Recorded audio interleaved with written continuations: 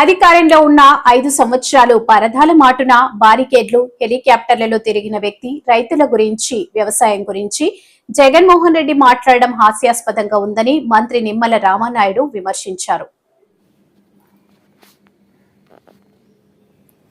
రైతులను పరామర్శించడానికి వచ్చిన జగన్మోహన్ రెడ్డి రోడ్డు మీద టెంటులు వేసి మరీ బారికేడ్ల అవతల నుండే రైతులు పాడైన పనులను చూసి జగన్ నేడు వ్యవసాయం గురించి మాట్లాడటం విడ్డూరంగా ఉందన్నారు.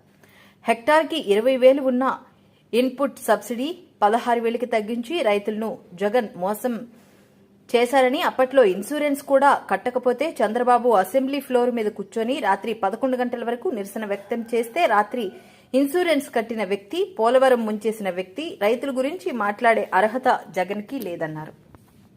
పత్రికేయ మిత్రులందరికీ కూడా నమస్కారాలు తెలియజేసుకుంటూ, అధికారంలో ఉన్నటువంటి 5 ఏళ్లు కూడా పరదాల మాటున, బ్యారికేడ్ల చాటున, హెలికాప్టర్లో ఆకాశంలో తిరిగినటువంటి వ్యక్తి ఈరోజు రైతు గురించి, వ్యవసాయం గురించి జగన్మోహన్ రెడ్డి మాట్లాడడం.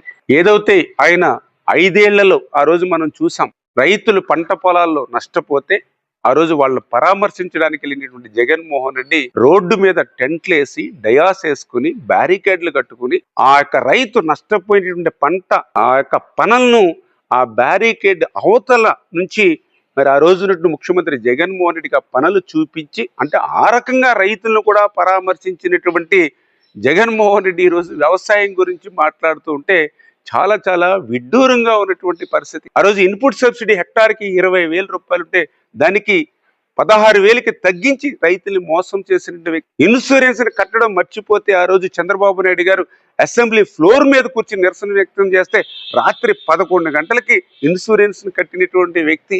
ఆ రోజు వ్యవసాయ యాంత్రీకరణ ఆఖరికి బరక ముక్క కూడా 5 సంవత్సరాల్లో సబ్సిడీతో ఇవ్వనటువంటి వ్యక్తి, పోలవరాన్ని ముంచేసినటువంటి వ్యక్తి, డయాఫ్రామాల్ని ధ్వంసం చేసినటువంటి వ్యక్తి ఈరోజు రైతు గురించి మాట్లాడేటువంటి అర్హత ఎక్కడుందని అడుగుతూ ఉన్నా.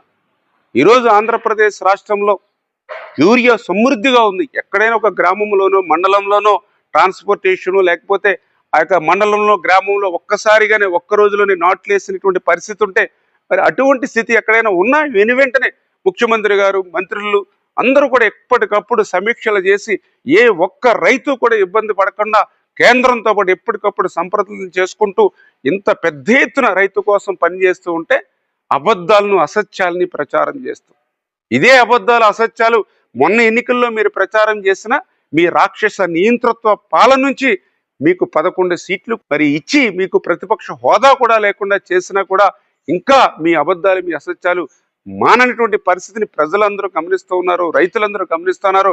భవిష్యత్తులో ఇటువంటి అబద్ధాలు, అసత్యాలతోటి ముందుకెళ్తే ఆ 11 సీట్లు కూడా భవిష్యత్తులో మీకు రావు అని చెప్పి కూడా మీ ద్వారా తెలియజేస్తాం.